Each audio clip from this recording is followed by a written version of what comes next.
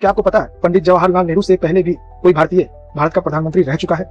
तो आइए जानते हैं उस प्रधानमंत्री का नाम। जी हाँ, मोहम्मद यूनिस। आपने ये नाम पहले भी कभी सुना होगा। ये बिहार के पहले प्रधानमंत्री रह चुके हैं। तो किस्सा यूं है कि 1935 में ब्रिटिश गवर्नमेंट ने एक गवर्नमेंट ऑफ इंडिया एक्ट लाया 1935। उस एक्ट के तहत भारत के हर एक प्रांत में एक चुनाव होगा और चुनाव के बाद जो पार्टी इस चुनाव को जीतने वाली थी उस पार्टी का मुख्य दावेदार उस प्रांत का मुखिया होने जा रहा था।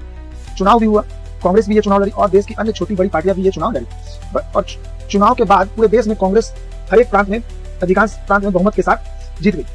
पर चुनाव के बाद कांग्रेस को यह पता चला कि सरकार बनाने के बावजूद भी ब्रिटिश गवर्नमेंट द्वारा अपॉइंट किए गए गवर्नर का हस्तक्षेप उनकी सरकार में होगा।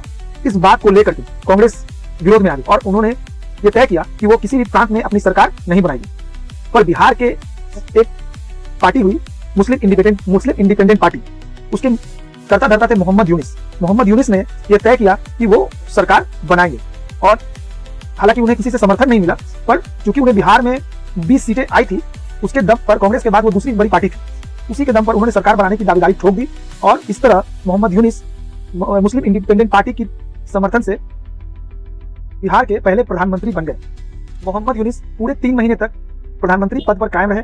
उसके बाद उनकी सरकार गिर गई, लेकिन उस 3 महीने के कार्यकाल में मोहम्मद यूनिस ने किसानों के लिए भी बहुत काम किया, युवाओं के लिए भी बहुत काम किया। विधानसभा की इमारत बनाने की नींव उन्होंने रखी। इसके साथ साथ पटना हाई कोर्ट की बिल्डिंग बनाने की नींव भी उन्होंने रखी। तो क्या आपको इससे पहले पता था कि मोहम्मद यूनिस बिहार के ही नहीं पूरे भारत के पहले प्रधानमंत्री के रूप में जाने जाते हैं? अगर पता था तो कमेंट में हाँ या ना में बताएं।